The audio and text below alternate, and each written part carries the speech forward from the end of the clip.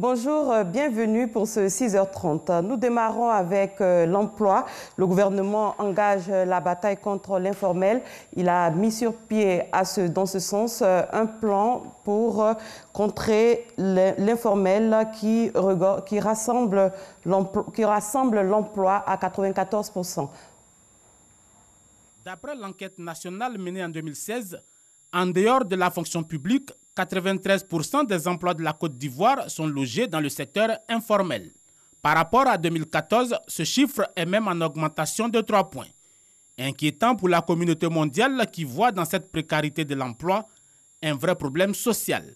Compte tenu de cette situation, la transition de l'économie informelle vers l'économie formelle est une priorité pour le gouvernement ivoirien et les organisations d'employeurs et de travailleurs afin de promouvoir le développement économique et social du pays. C'est dans cette perspective que la Côte d'Ivoire a élaboré sa politique nationale de l'emploi 2016-2020.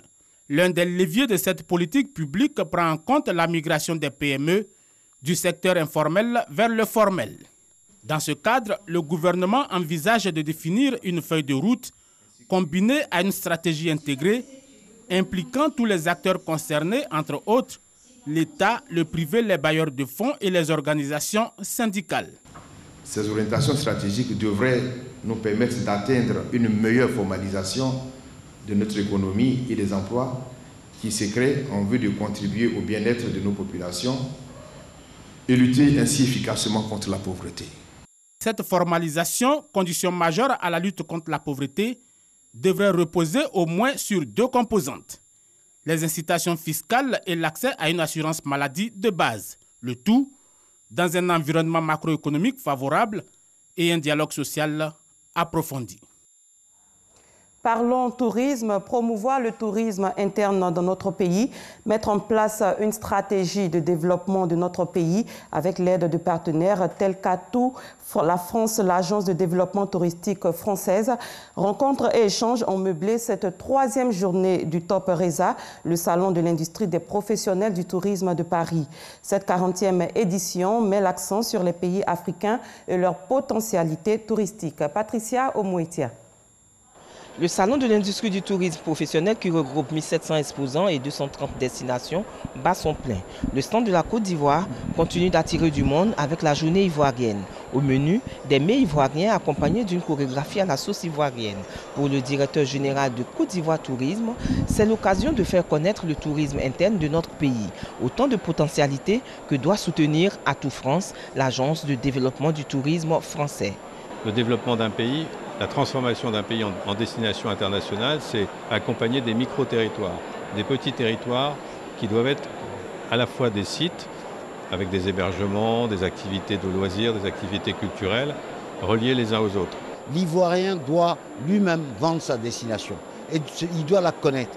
Et c'est le sens de notre démarche ici, pour dire venez, parce qu'il y a aussi la diaspora qui est présente. Il y a aussi les opérateurs économiques français qui sont présents, mais il n'y a pas que les Français.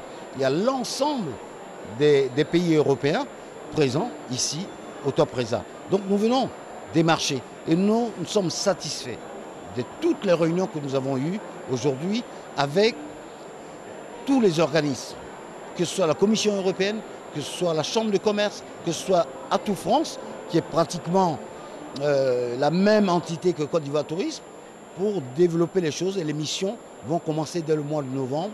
Toujours selon Jean-Marie Sommet, renforcer les capacités des formateurs du secteur et mettre l'accent sur la formation en hôtellerie est nécessaire. Un partenariat est donc envisagé avec l'École de l'hôtellerie de France. Le dossier politique de ce flash planche sur le traitement de l'information en période électorale. Les journalistes doivent assurer la responsabilité d'informer en période électorale. Ce serait leur contribution pour un scrutin apaisé. Être à la hauteur du point de vue de la pratique du journalisme dans un groupe de presse privé affilié à un parti politique ou dans un média de service public s'impose à tous les journalistes selon les autorités de régulation que sont l'ANP et la AK. Du mauvais traitement de l'information l'information naissent les contestations violentes après la proclamation des résultats. Cela dit, la question électorale demeure extrêmement sensible. Comment les rédactions se préparent-elles à couvrir la période des élections couplées régionales et municipales dont l'ouverture de la campagne se fait aujourd'hui, vendredi 28 septembre? Quel traitement de l'information? Autant de questions auxquelles Gabriel Zani répond dans ce dossier politique.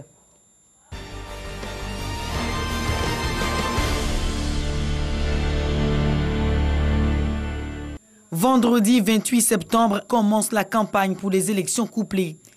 Pour les journalistes, c'est le top départ de la promotion des candidats. Presse papier, presse en ligne, télé et radio sont mises à contribution. Pour gagner ces élections, la quête des voix se fera à coups de meeting, branding, parade, d'interviews et de porte-à-porte pour la majorité des candidats. Au centre de toutes ces activités de campagne, il y a l'information. À l'instar des autres quotidiens de Côte d'Ivoire, Le Patriote, Notre Voix et Nouveau Réveil, ces journaux proches de partis politiques ont défini leur plan de couverture. Dans le district d'Abidjan, on a 15 journalistes, donc on a affecté un journaliste dans chacune de ces 13 communes. Et pour l'intérieur du pays, on a mis à contribution la dizaine de correspondants qu'on a, exactement 16 correspondants. Nous avons décidé de mobiliser d'abord le desk politique et puis les correspondants. Nous en avons 11 à travers toute la Côte d'Ivoire. 9 correspondants et nous avons une dizaine de journalistes ici, je vais dire précisément 16 journalistes que nous avons en plus donc des correspondants organisés ces élections-là pour la couverture. Ce sont au total 772 listes retenues pour ces élections locales couplées, régionales et municipales. L'équilibre entre tous les candidats ne sera pas aisé, même si la couverture des élections n'est pas chose nouvelle. On est un journal proche du RHDP, donc notre priorité ce sera d'abord de suivre les candidats du RHDP. Donc dans leurs différentes rencontres avec les populations, les différents meetings qui vont animer sur le terrain. Ensuite, nous serons attentifs à tout ce qui va se passer autour de la campagne. C'est à l'aune du code de déontologie que tout le travail de journaliste se fait. Lorsque nous sommes en période électorale, effectivement, il y a des discours qui se tiennent. Ce n'est pas parce qu'on est quotidien de l'opposition qu'on doit déroger à la règle. Le journal Le Nouveau Réveil va accompagner, je pense, tous les candidats du PDCI, c'est sûr. Il sera présent là où ces candidats sont choses, les candidats du PDCI seront. Et puis, écoutez, c'est un journal d'information générale. On ne va pas seulement couvrir que les localités là où il y a les candidats du PDCI, mais on sera aussi un peu partout. On pense que quand même il y a des points chauds. Et on va essayer donc de couvrir l'ensemble du territoire. Pour ces quotidiens, la tendance sera de privilégier les candidats appartenant à leur chapelle politique. Une évidence, c'est la presse privée proche des partis politiques. Mais attention au contenu, donc au traitement. Il sera scruté, analysé par l'autorité nationale de la presse, l'organe de régulation pour la presse papier et la presse en ligne. À cette période-là, il faut renforcer la régulation, le contrôle. Nous découpons le temps électoral en 3 étapes. Il y a la pré-campagne, il y a la campagne et il y a le jour du vote. Le recoupement, la vérification de l'information demeure. Même en période électorale, le métier de journalisme ne change pas, selon Raphaël Lacpé. Évidemment, la profession ne change pas en tant que telle. Seulement, nous devenons plus regardants pour ce qui est du respect des règles de la profession. Équilibrer l'information, faire un effort pour donner la parole à tous les candidats, donc être équitable. Le même espace pour tous. Fraternité Matin, le groupe de presse de service public, offre aux candidats 8 pages sur les 32 que compte chacune de ces parutions à compter du vendredi 28 septembre et ce jusqu'à la proclamation des résultats. Du travail de titan qu'il faudra accomplir avec 16 journalistes dont 5 correspondants repartis sur l'ensemble du pays. Dans la mesure de nos moyens, nous avons prévu, par exemple à Abidjan, de diviser le district en 2. Il y aura Abidjan Nord, Abidjan Sud, avec 2 équipes de 3 journalistes. Et nous allons envoyer à l'intérieur du pays 5 journalistes qui iront en renfort aux correspondants sur place. Fratmat met aussi à disposition sa rédaction en ligne. Nous travaillons en continu. Quand nous suivons un candidat, quand on écrit un article, dans les 30 minutes qui suivent, vous avez déjà l'article en ligne. Nous allons créer une page campagne qui est sur fratmat.info, suivre au quotidien les grandes tendances de candidats, parce qu'on ne pourra pas suivre tous les candidats. Avec tous ces candidats en course dans les 4 coins du pays, le souci de l'équilibre dans le traitement de l'information peut donner des migraines. Fraternité Matin n'est pas le seul dans le cas. La radiodiffusion télévision ivoirienne, la télévision nationale multiplie les réunions. Ces scrutins à venir ont cette particularité que nous aurons plus de 700 listes. Il est impossible, quelle que soit notre bonne volonté, de pouvoir couvrir toutes ces listes-là. Nous nous sommes mis d'accord pour que les 88 listes au niveau régional soient couvertes. Couverture de la campagne pour les régionales à 100%, les municipales à 50%. De quoi faire courir les journalistes avec les candidats. Au niveau régional, 45 secondes accordées à chaque liste. Dans les 45 secondes, le candidat aura 30 secondes de temps de parole. Et les secondes qui restent seront consacrées aux commentaires du journaliste. Pour les municipales, 40 secondes seront consacrées à chaque élément. Et dans les 40 secondes, le candidat aura 25 secondes de temps de parole et le journaliste 15 secondes de commentaires. Ne pas léser de candidats, la HACA, la Haute Autorité pour la Communication Audiovisuelle, s'est dépêchée de diffuser un communiqué contre le non-respect des mesures en vigueur. Si pour la télévision, les manquements à ces mesures peuvent être perçus tout de suite et par tous, ce n'est pas souvent le cas pour les radios, surtout celles qui appartiennent aux mairies et conseils régionaux. Pas de politique donc sur ces radios, pas d'autres messages autres que des messages officiels. Tous ceux qui outrepasseront cela, qui auront donc des émissions à caractère politique, ils s'exposeront tout simplement à la rigueur de la loi.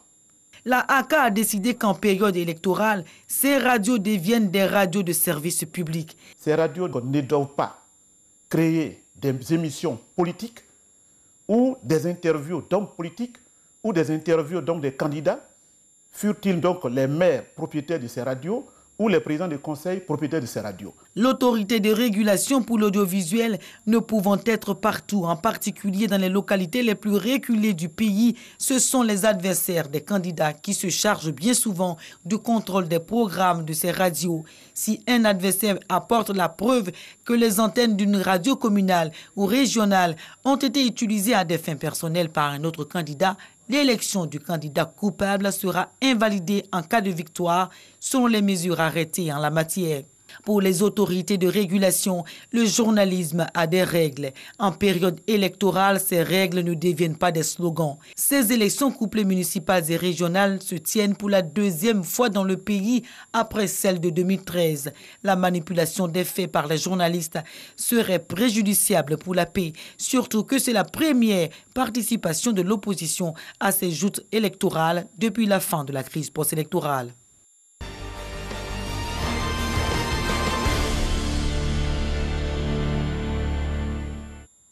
C'était le dossier politique signé Gabriel Zani.